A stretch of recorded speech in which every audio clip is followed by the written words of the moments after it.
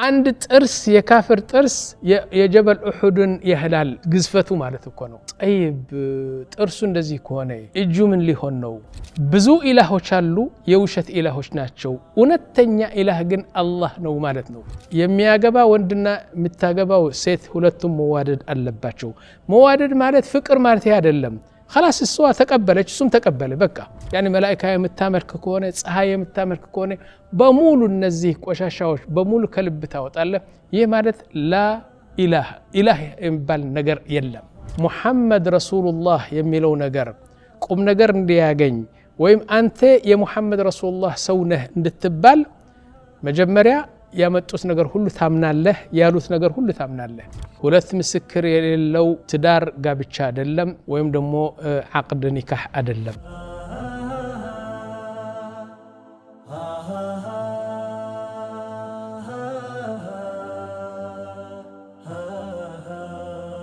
بسم الله الرحمن الرحيم الحمد لله رب العالمين وصلى الله على نبينا محمد وعلى آله وصحبه أجمعين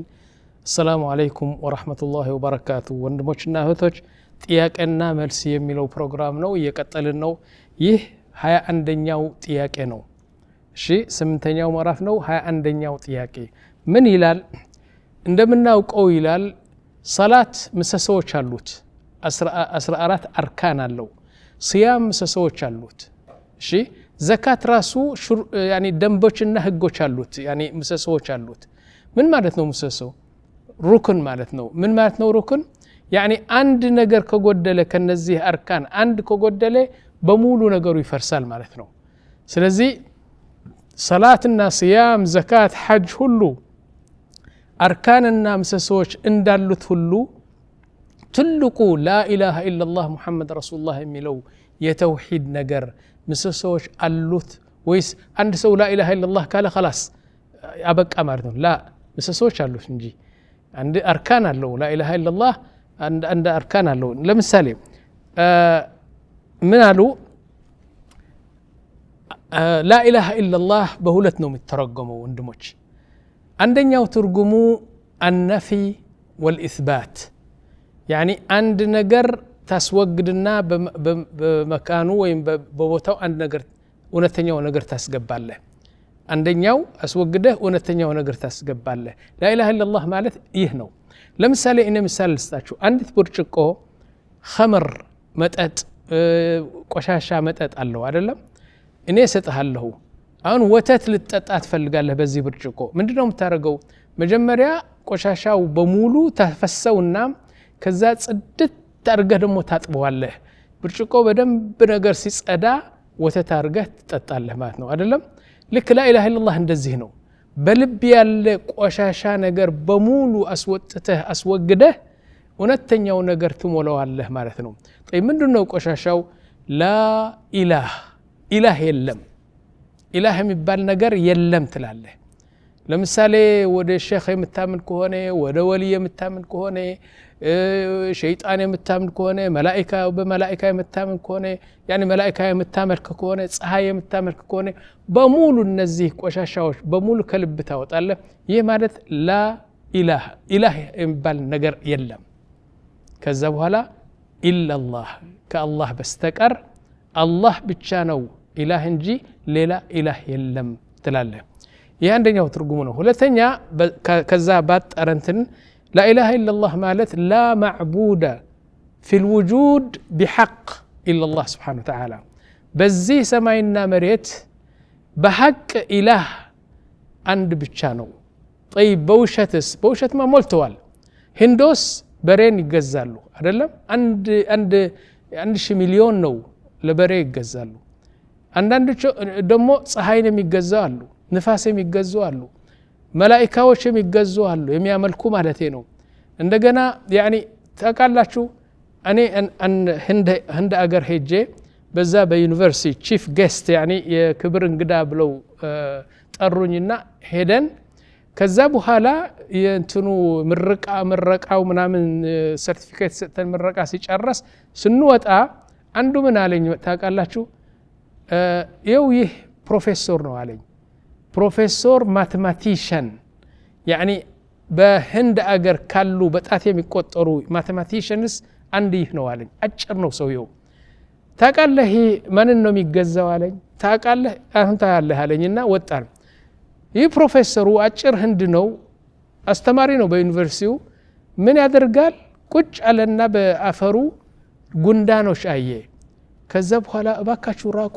ራቁ አለና ጉንዳኖቹ እንደዚህ ተሰብስበው ያሉ አፈር አድርጎ አከበበና በቃ እባካችሁ ራቁ ኦ ጎድ ይላል ለጉንዳውን እኮ ነው ጎድ ፕሊዝ ብሌስ ሚ ጎድ ዱዓ አድርጋለን እንትኑ ኢላሁ ጉንዳን ነው ማለት ነው ይህ ቆሻሻ መጀመሪያ ከልብ መውጣት አለበት ይህ ነው ላ ኢላህ ማለት ስለዚህ በዚህ ዩኒቨርስ በዚህ ሰማይና መሬት ኢላህ የለም በሐቅ ለምሳሌ ላ ኢላሃ ኢላላህ በዚህ ሰማይና መሬት ኢላህ የለም ከአላህ በስተቀር ካልክ ትክክል አይደለም ይህ ትክክል አይደለም ምክንያቱም ከአላህ በስተቀር ብዙ ኢላሆች አሉ እንዳልኳችሁ በሺህ የሚቆጠሩ ኢላሆች አሉ ቁረይሾች ያኒ ጭንጨት ጠርበው ይህ ኢላሃችን ይላሉ ፋርሳውያን እሳት አቃጥለው ይህ ኢላሃችን ይላሉ ናም ህንዶስ በሬ ይገዛሉ የሚገርማችሁ በህንድ ሀገር እውነቴ ነው የሴት ብልት በግድግዳ ስለው ያኒ እዛ ፎቶ እንትናንሶ ኦ ጎድ ይላሉ ይህማ የሴት ብልት አይደለም አው በሱ ስለወጣን እሱ ነው ኢላሃችን ይላሉ ኢዘን በዚህ መሬት ብዙ ኢላሆች አሉ የውሸት ኢላሆች ናቸው እውነተኛ ኢላህ ግን አላህ ነው ማለት ነው ላ ማዕቡድ የምናመልከው በሐቅ ኢላህ ብቻ ነው ይህ ነው ትርጉሙ ላ ኢላሃ ኢላላህ ደሞ አንድ ነገር ልንገራችሁ ወንድሞች ላ ኢላሃ ኢላላህ ብዙ ሰዎች ያልተማሩ ሰዎች ምን ይላሉ ላ ኢላሃ ኢላላህ ማለት ላ ኻልቅ ላ ራዝቅ ላ ሙሒ ላ ሙሚት ያኒ ጤና የሚሰጥ የሚፈጥር እሱ ነው ዝናብ የሚያመጣ እሱ ነው ያኒ ርዝቅ የሚሰጥ እሱ ነው ማለት ነው ይላሉ ስተት ነው ይህም ስተት ነው ወላ ቁረይሾች ሙሽሪኪን ናቸው ግን ፈጣሪ ሁሉ ነገር የሚያደርግ ርዝቅ የሚሰጥ እድሜ የሚያረዝም ልጅ የሚሰጥ አላህ መሆኑን ያውቁ ነበር እና አቡ ጀህል ያውቁ ነበር እንዴት እናቃለን ቁርአን እንደዚህ ያለን وإذا سألتهم من خلق السماوات والأرض ليقولون الله ጠይቃቸው እስቲ ሰማይና መሬት የፈጠረ ማን ነው ብትላቸው አላህ ይሉሃል ግን እሱ ሆኖ በአላህ ያሸርኩ ነበር ያጋሩ ነበር ማለት ነው على كل حال لا إله إلا الله ማለት እሱ ነው ፈጣሪ እሱ ነው የሚያሙት እሱ ነው ህይወት የሚሰጥ እሱ ነው የሚረዝቅ ማለት ነው ብትል ይስተት ነው طيب ምን ልበል በሐቀኛው ኢላህ ማምለክ የሚገባውና እውነተኛው ኢላህ በዚህ ዩኒቨርስ ሁሉ አንድ ኢላህ ብቻ ነው ማለት ነው طيب ይህ لا إله إلا الله ነው طيب ከዛ በኋላ ሙሐመዱን ረሱሉላህ ቀጥሎ የሚመጣው ነቢያችን ሰለላሁ ዐለይሂ ወሰለም ሙሐመድ የአላህ መልእክተኛ ነው ብለህ ይበቃል ላ አይበቃም ይህም ምሰሶች አሉት እንዴት ላ ኢላህ ሙሐመድ ረሱሉላህ ብለህ ካመንክ የሚከተሉት እምነት እንድትጠቅሳቸው ያስፈልጋል ያን በልብህ አሁንም ጠቅሳቸው እምነቶች በልብህ እንዲኖሩ ያስፈልጋል አለበዚያ አንተ ሙሐመድ ረሱሉላህ አላልክም ምንድናቸው እነሱ تصديقه فيما أخبر يا الله ملائكتنيا بله ألامنكم أو እንግዲህ ነቢያችን ያመጡት ያሉት የነገሩን ሁሉ ነገር አይነህ ጨፍነህ ማመን አለብህ ለምሳሌ ይህን ግድግዳ የምናየው ነጭ ነው አይደለም ነቢያችን ይህ ግድግዳ ጥቁር ነው ካሉ 100 ሰዎች ያየነው ነጭ ነው ነቢያችን ጥቁር ነው ካሉ የማንን ነው ምናምነው የነቢያችን ነው ምናምነው የነቢያችን አይን እናምናለን ምክንያቱም ሙሐመድ ረሱሉላህ ካልን يعني يا الله ملائكتناچو ካሉ ነቢያችን لا ينطق عن الهوى በሐሳባቸው አይናገሩም የሚመስላቸው ነገር አይናገሩም ሁሉ አላህ Subhanahu Wa Ta'ala ያላቸውና አላህ የሚወደው ብቻ ነው የሚናገሩ ስለዚህ በሙሉ ነቢያችን ያመጡት ነገር ማመን ነው ለምሳሌ እኔ እንደ ምሳሌ ልጥቀስላችሁ በጀሃነም የሚገቡ ካፊሮችና ሙሽሪኮች አሉ አንድ ሰው ጥርሱ የአንድ ሰው ጥርስ እንደ ትልቅ ተራራ ነው የሚሆነው አሉ ጀበል ኡሁድ ተራራ ታውቃላችሁ በመዲና ያለው ኡሁድ የሚባለው ትልቅ ተራራ 17 ኪሎ ሜትር እንደዚህ ነው እና አንድ ጥርስ የካፍር ጥርስ የጀበል ኡሁድን ያህላል ግዝፈቱ ማለት እኮ ነው طيب ጥርሱ እንደዚህ ከሆነ እጁ ምን ሊሆን ነው ጎኑ ምን ሊሆን ነው ቁመቱ ምን ሊሆን ነው ብለህ አታስብ አሉ ነቢያችን አው ትክክል ነው ብለህ እመን طيب ነቢያችን ሰለላሁ ምን አሉ በጀና ያለች ሁረት العين የጀና ሴቶች ቁመታቸው 60 ክንድ ነው አሉ ሐዲስ صحيح يعني እመን ምክንያቱም አሁን ጭንቅላትህ እንደ ጤፍ ነው የምታህለው ሊገባህ አይችልም ግን እመን ነቢያችን ያሉት ጠቅላላ ማመን ይህ አንደኛው ምሰሶ ነው ሁለተኛው طاعته فيما أمر ነቢያችን ሰለላሁ ይህን አድርጉ ይህን አታረጉ ካሉ ነቢያችን ሰለላሁ የሳቸውን ትእዛዝ መከተልና መቀበል አንድ ትልቅ የሙሐመድ ረሱላህ ምሰሶ ነው ሶስተኛ يعني ሶስተኛ እንትኑ البعد عما نهى عنه وزجر ነቢያችን ሰለላሁ የከለከሉት ይህ حرام ነው ይህ ክልክል ነው ይህ حرام ነው ይህ ክልክል ነው ያሉ በሙሉ መተው ነው አበደን ያንተን ጭንቅላት አታስገባ አቅል እዚህ አይገባም ነቢያችን ሰለላሁ ውሻ የለከፈው ነገር 7 ጊዜ ነው የሚታጠበው ሰባተኛ ከነዚህ 7 አንዱ በአፈር ነው የሚታጠበው አሉ ለምን ብለህ ትጠይቅ نعم በቃ ትእዛዝ ስለሆነ ታጥበዋለህ ነቢያችን ሰለላሁ يعني የካዕባን ድንጋይ የሐጀር الاسود ይስማሉ ይላሉ አይደለም طيب እኔ ምን ላርግ ሳመው ለምንድን ነው የምስመው ምን አገባህ አንተ ነቢያችን ሰለላሁ አዘዙ እንድትስመው ولذلك سيدنا عمر من ይሉ ነበር እንደዚህ ይላሉ የሐጀር ይላሉ አንተ ድንጋይ ጥቁር ድንጋይ والله أنت لا تضر ولا تنفع ምንም ጥቅም የለህም ምንም ጉዳት የለህም ያ ሐጀር لكن لو لم أرى أن النبي صلى الله عليه وسلم يقبلك ما قبلتك ነቢያችን ሲስሙህ ስላየሁ ነው ምስምህ እንጂ ጉዳትም ጥቅም የለህም አንተ لكن የነቢያችን ትእዛዝ يعني መስማት ብዬ ነው ይላል ስለዚህ ጠቅላላ ተከልከሉ ያሉት ነቢያችን ትከለከላለህ ከዛ በኋላ ይህን አድርጉ ብሎ ያዘዙ ደግሞ በተቻለ መጠን ደግሞ ይህን ነገር ታደርጋለህ طيب ከዛ በኋላ ሶስተኛው وألا يعبد الله إلا بما جاء به ለአላህን ለማምለክ ከፈለክ ነቢያችን ባመጡት ፈለግና ነቢያችን ባመጡት ህግና ደንብ ብቻ ነው አላህን የምታመልከው እንጂ እንደሚመስልህ ወይ የኔ ሼኽ አሉኝ የኔ መዝሐብ እንደዚህ ነው የሀገራችን ባህል እንደዚህ ነው አባቶቻችን እንደዚህ ነበሩ የሚባል ነገር ሁሉ ታስወግድና ነቢያችን ሰለላሁ በዚህ አይነት ነው አላህን የምታመልከው ካሉ ያን ተከትለህ ነው የምትሄደው ስለዚህ ሙሐመድ ረሱሉላህ የሚለው ነገር ቁም ነገር እንዲያገኝ ወይም አንተ የሙሐመድ ረሱሉላህ ሰው ነህ እንድትባል መጀመሪያ ያመጡት ነገር ሁሉ ታምናለህ ያሉት ነገር ሁሉ ታምናለህ تمام لأن الله سبحانه وتعالى من هذا سنة النبي صلى الله عليه وسلم لا ينطق عن الهوى محمد يمي مسلو نجر يمي سماتشو نجر محمد أي ناقروا إن هو إلا وحي يوحى يميلوث نجر نبي صلى الله عليه وسلم يميلوث نجر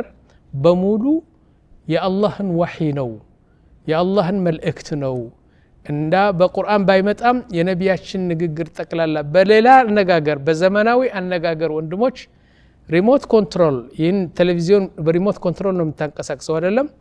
የነቢያችን ልብና ምላስ ሪሞት ኮንትሮል አለው እሱ ከአላህ ነው በአላህ እጅ ነው ያለው አላህ የሚወደው ይላሉ አላህ የሚጠላው አይሉም አላህ የፈለገው ያዛሉ ጠቅላላ ሪሞት ኮንትሮል የነቢያችን ከአላህ ጋር ስለሆነ አላህ የማይወደውና የማይፈልገው ነገር አይሉም ይህ አንድ ነው ሁለተኛ ደግሞ ያዘዙት ማድረግ ተከልከሉ ያሉት ደግሞ እንትን ማድረግ አራተኛ تحب النبي صلى الله عليه وسلم በጣም ነቢያችን መውደድ አለብህ ከቤትህ ከሚስትህ ከአባትህ ከልጆችህ በላይ በል ከነፍስህ በላይ ነቢያችን መውደድ አለብህ ወይላ መሐመድ ረሱሉላህ ትርጉም ያጣል በዚህ ነገር እና ይህ ነገር ደግሞ አራተኛ ነው ላቡደ ሙሐመድ ረሱሉላህ ማለት ከፈለክ አንተ ነቢያችንን በደንብ መውደድ አለብህ ሁለተኛ አምስተኛ ነገር አሉ ላቡደ አን ትዳፊዕ አንሁ ነቢያችን ሲሰደቡ ሲቋሸሹ ወይም የነቢያችን ዲን ሲሰደብ ትንሽ ያኒ እንዳንበሳ መሆን አለብህ እንጂ ምን አገባኝ ምናምን ማለት የለብህም እሺ እንግዲህ እነዚህ ከተሟሉ ሙሐመድ ረሱሉላህ ብለሃል እንላለን ያ ላኢላሃ ኢላላህ ደግሞ እንዳልኳችሁ በዚህ አይነት ላኢላሃ ኢላላህ ሙሐመድ ረሱሉላህ ይጠናቀቃል ማለት ነው እሺ ወደ 22ኛው ጥያቄ እንሂድ ምን ይላል يقول أريد أن أزوج رجل بامرأة እኔ አጋባን አሉኝ አን ባልና ሚስት ለመሆን የሚፈልጉ እንዲጋቡ ስለፈለጉ ሼክ ሆነን አቅዱ ኒካህ እሰርልን አሉኝ እና ምንድነው በሸርዕ መንገድ ትክክለኛው እንዴት ነው ይላል መጀመሪያ ደረጃ ባልና ሚስት ሆኖ ለማጋባት ሲፈልጉ እኛ እንደምናውቀው ያኒ እኛ እንደምናየው ሼክ አያስፈልግም አስለን ሼኹ እኮ የሚያስፈልገው ለምን መሰላችሁ ለምሳሌ ቃድ ቤት ሄዳለህ ፍርድ ቤት ሄዳለህ ቃድ ቤት ሄደህ ኒካህ የምታስረው ቃዲው አስፈላጊ ስለሆነ አይደለም በሸርዓችን ቃዲው አስፈላጊ አይደለም ለምሳሌ አባትዋ ይመጣና ኸዲጃ ነች አይደለም እኔ ኸዲጃን ለማግባት ፈልጋለሁ አባትዋ ይመጣና ሰላም ለዋለሁ طيب ልጅህን ስጠኝ ለዋለሁ ልጄ ሰጥቻለሁ ይለኛል ይህ ደግሞ ማህርዋ ነው ይላለሁ ሁለት ምስክር ደግሞ አሉ ይመሰክራሉ خلاص ሚስቴ ሆነች ሼኹ የታለ አያስፈልግም ሼኹ ወነቴ ነው ምነግራችሁ طيب ሼኹ ለምንድን ነው የሚያስፈልገው ለምሳሌ ለምሳሌ በሳዑዲ አረቢያ ከማንም ሴት ስትሄድ ፖሊስ መጥቶ ከያዙ ያስሩሃል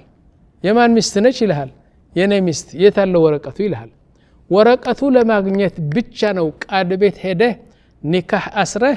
የጋብቻ ወረቀት ለመያዝ ስለፈለክ ብቻ ነው ወይም ፍርድ ቤት ትሄዳለህ ወይም ደግሞ ቀበሌ ምናምን እንደዚህ ትሄድና የጋብቻ ወረቀት ለመያዝ ብቻ ነው የሚጠቅመው እንጂ ያኒ ከህጉ እንዳትወጣ በአላህ ዘንድማ አባት ሰጥቻለሁ ካለ ተቀብያለሁ ካልካንተ ማህርዋ ከከፈል ምስክሮች ካሉ በቂ ነው እሺ ይህን ማወቅ አለበት መጀመሪያ ሁለተኛ ነገር شروط الزواج شروط النكاح አንተ ለማጋባት ወይም ሁለት ለማጋባት ከፈለክ መጀመሪያ ደረጃ ማን ነው ማንን የሚያገባ ሁለቱ ማወቅ አለበት ያ ወንድ ሙስሊም ነው ካፍር ነው ይሰግዳል አይሰግድም እሷስ ሙስሊም ነች እሺ ወይም ደግሞ እህቱ ልትሆን ትችላለች አንተ አታውቅም ወይም ደግሞ ያኒ የማትሰግድ ሰው ትሆናለች አንተ ማንን እንደምታጋባ ማወቅ አለበት ሴት መጣ ወንድ መጣ ብለህ እንዳታገባ ይህ አንደኛው ምሰሶ ነው አንደኛው ሸርጥ ነው ይህ ነገር ሁለተኛ رضا الطرفين ያ ባልየው የሚያገባና ያ ሴት የምታገባ ሁለቱም ደስተኛ ሆነው ሁለቱም ጋብቻውን መቀበል አለባቸው እንጂ አባቷ መጥቶ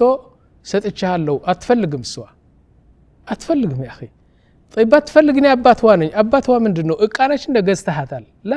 መብት አላት አትፈልገውም ይሰውየው እሷ የምትፈልገው እና የሚያገባ ወንድና የምታገባው ሴት ሁለቱም መዋደድ አለባቸው እሺ ብለው ሁለቱም መቀበል አለባቸው ታቃላችሁ በነቢያችን ሰለላሁ ጊዜ ምን እንደተገኘ በብዙ ካሴቶች እኔ መልቼዋለሁ ምንድነው የተገኘው አንዲት መጣችና ያ ረሱላህ አው አባቴ እኮ ላጎቴ ልጅ እኔ ሳልወድ ሳልፈቅድ በግድ ላጎቴ ልጅ እኮ ዳረኝ አለች አንቺ አትፈልግም አው እንግዲህ በግዴታ ነው አው በግዴታ ነው የዳረኝ አለች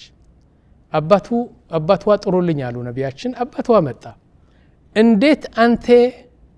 ይችን ልጅ አለ ፍቃድዋ ለወንድምህ ልጅ ትድራታለህ ይህ ኒካህ ፍርስ ነው አሉት አላሁ አክበር አው ፍርስ ነው አው ከዛ በኋላ እሷ እጇ አወጣት ያ ረሱላህ ላ እኔ ያገባሁት የአጎቴ ልጅ በጣም ነው የምወደው ባሌ እንዲሆን ፈቅጃለሁ አለች طيب ለምን እንደዚህ ትለኛለሽ በፊት እንደዚህ በቃ አባቴ ያስገድዶኝ አላልሽም እንዴ አው ليعلم الرجال الى يوم القيامه እስከ ቂያማ ቀን ያሉ አባቶች እንዲያውቁ ብዬ ነው አንዲት ሴት አለ ፍቃድዋ አለ ውዴትዋ እንድታገባ አትችልም ተገዳ አታገባም የሚለው ከአፍህ ልሰማውና ሁሉ ህዝብ እንዲሰማው ህግና ደንብ ሆኖ እንዲሄድ ብዬ ነው አለች እና ትዳሩ አጸኑት ነብያችን ሰለላሁ ስለዚህ ላቡዳ የሚያገባ ወንድና የምታገባው ሴት ሁለቱም መዋደድ አለባቸው መዋደድ ማለት ፍቅር ማለት አይደለም خلاص እሷ ተቀበለች እሱም ተቀበለ በቃ ይሄ ሁለተኛ ነው ሶስተኛ ወልይ አምር እንዲኖር ወልይ አምር ይነግራችሁ ነበር ባለፈው ጥያቄ ወልይ አምር አባት ሆኖ የሚድራት አባትዋ ከሌለ አያትዋ አባቱ ማለት ነው ከሌለ ልጅዋ ከሌለ ወንድሙዋ በአባትና በእናት እሱ ከሌለ ወንድሙዋ በአባት እሱ ከሌለ አጎትዋ ከዛ ብሎ ይቀጥላል ያጎትዋ ልጅ ምናምን እያለ ይሄዳል አይደለም እነዚህ በሙሉ ከሌሉ ደግሞ ቃዲ ነው ሚድራት እንጂ ራስዋ በራስዋ የመረጠችው አምጥታ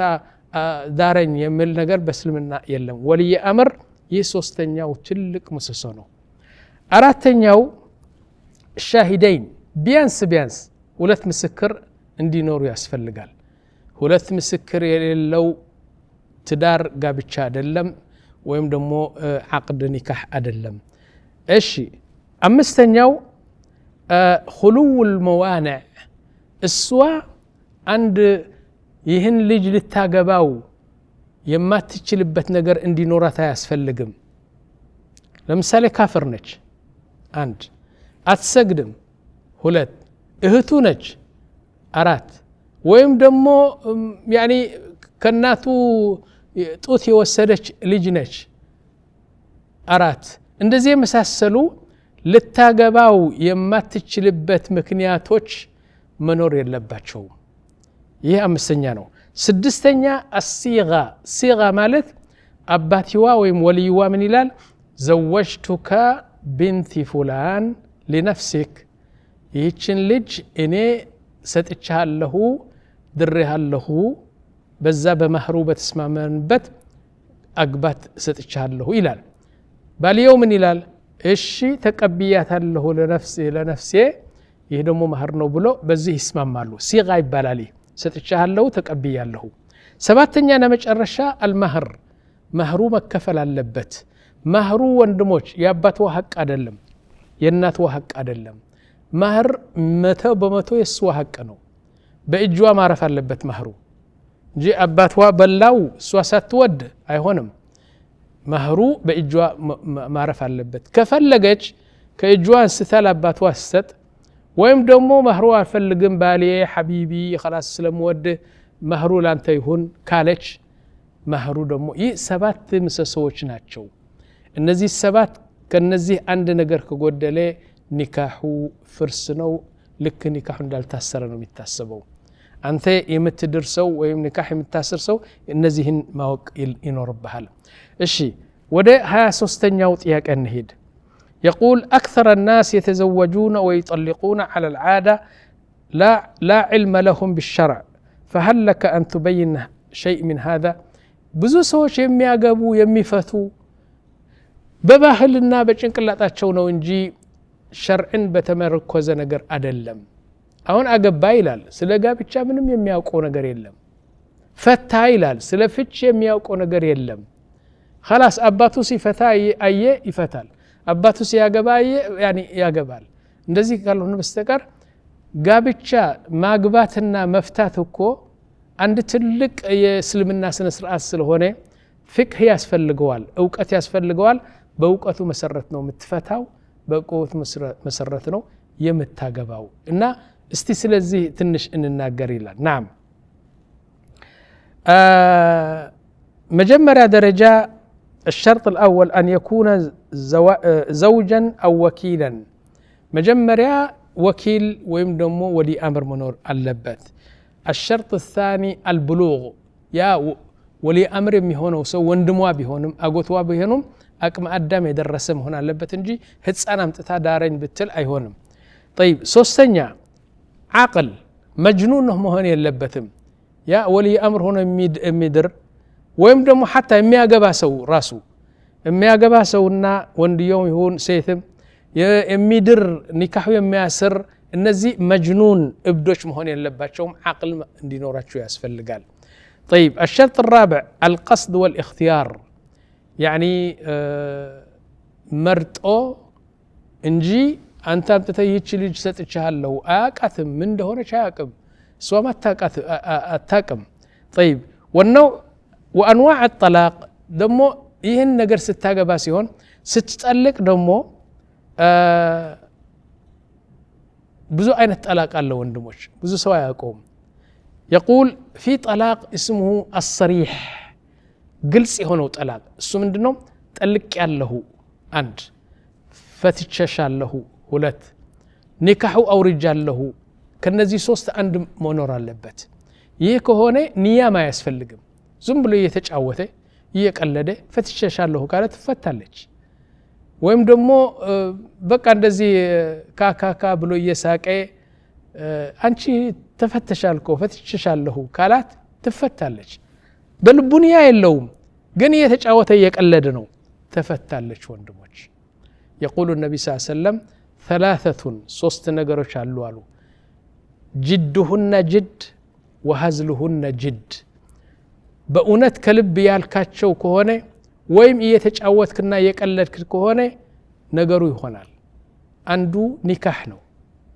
ኒካሁ እየተጫወትክ እየሳቅ እየቀለድክ ኒካሁ ይጸድቃል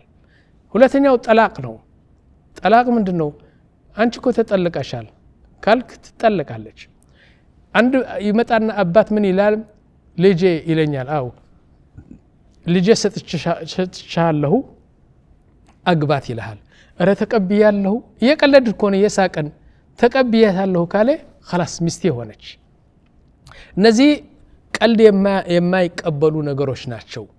ስለዚህ ንያ አያስፈልግም በጠላቅ ንያ አያስፈልግም ጠልቅ ያለሁ ኒካሁ አውርጃለሁ ፈትቸሻለሁ ይህ ኒካህ ግልጽ ይባላል ኦኬ እሺ ሁለተኛ አይነት ኒካህ አልኪናያ ይሉታል ኪናያ ማለት ፈትቸሻለሁ ሳይሆን ለምሳሌ ምን ትላለህ ስሚ ልብስሽን በሙሉ ሰብስበሽ ሻንጣሽን ይዘሽ ከዚህ ቤት ውጪ አልፈልግሽም ሂጂ በቃ ሂጂ ወደ ቤትሽ ይላል ኒካህ አላለም ጠላቅ አላለም ግን አባረራት ከቤት ሁሉ ልብሷ ሰብስቦ አባረራት ይሄ ነገር ኒካሁ አውርደዋል እንላለን ላ طيب ኒካሁ አልወረደም ላ طيب ምንድነው እንጠይቀዋለን አንተ ስታባረራት ንያህ ምንድነው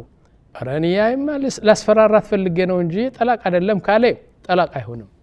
ላ እኔ ሳባረራት ጠላቅ ማለት ነው ካለ ደግሞ ነገሩ ጠላቅ ይሆናል ኒካሁ ይፈርሳል ማለት ነው ከነጋ በጣም ሴንሲቲቭ ነገር ነው ወንድሞች እና ይህ ነገር ማወቅ አለብን ግን ያው ሰዓቱ ስለደረሰ አሁን ጥያቄው ነው የተጠየቀው መልሱ ገና አልተገኘምና ከረፍት በኋላ ተመልሰን ጥያቄው እንሰማለን ኢንሻአላህ والله اعلم صلى الله على نبينا محمد وعلى اله وصحبه اجمعين